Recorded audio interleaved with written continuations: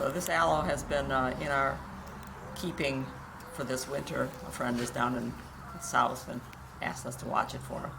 It was very pale to start with and in bad shape because the house where it comes from is quite dark. We have had it under lights.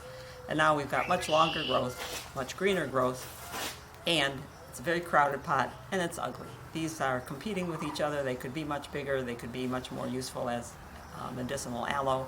So we're going to repot them. And we're going to put it into 3 smaller pots. I'm going to use about a 2/3 mix of your standard potting soil, just bark and peat mixed together with maybe a bit of perlite, the white stuff in there that helps keep it from packing down too tightly.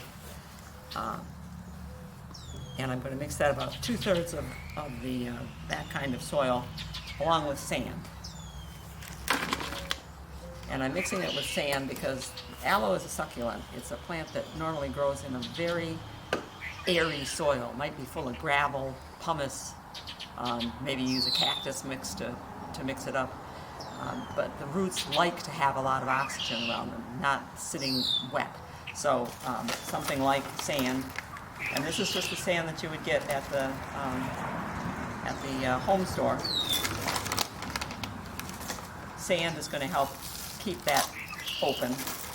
By the same token, I'm using terracotta pots, not glazed pots, because what I want is a lot of air getting in and out of there, and plastic and glazed pots and metal pots don't let air flow through. Terracotta lets air flow through.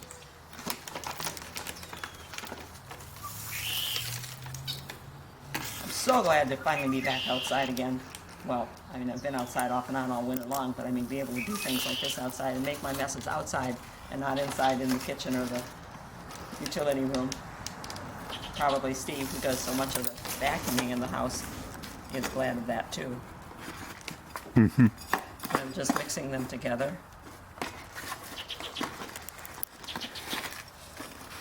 Then the choice of sand is a choice for more air, but it's also a choice that's going to make the pot heavier.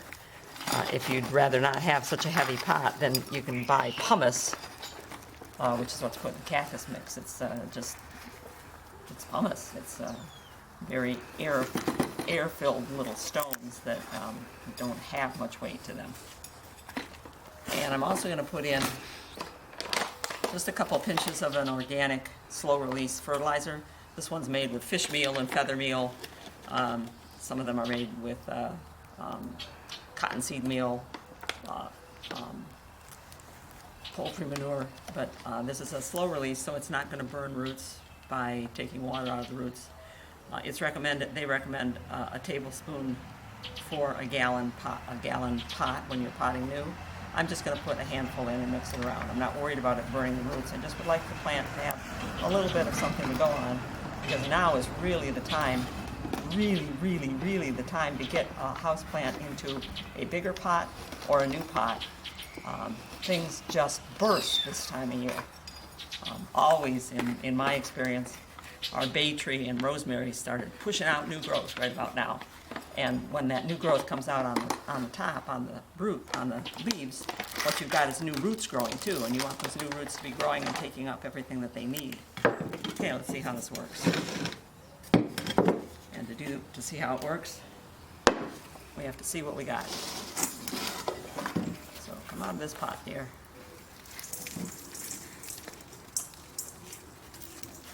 I love my friend dearly, whose plant we're watching here, but she really doesn't have the kind of house where you can grow plants all that well, and this one is showing its wear.